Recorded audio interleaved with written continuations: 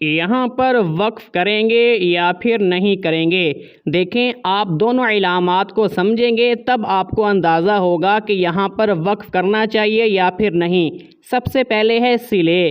صلے کا مطلب ہوتا ہے الوصل اولا، یعنی کہ وصل کرنا زیادہ بہتر ہے۔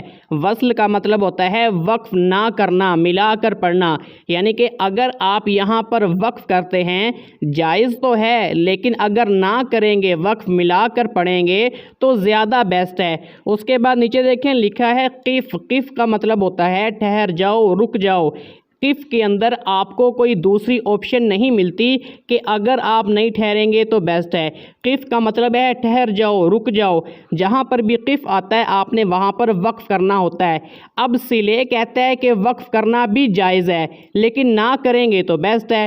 اب صلے آپ کو آپشن دے رہا ہے وقف کرنے کی، لیکن قف آپ کو کوئی دوسری آپشن نہیں دیتا ساتھ ملا کر پڑھنے کی، وقف نہ کرنے کی۔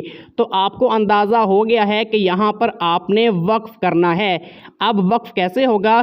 فضل ربی، اس طرح سے وقف کیا جائے گا۔ یہ ایگزامپل آپ کو سورۃ النمل کی آیت نمبر 40 میں مل جائے گی۔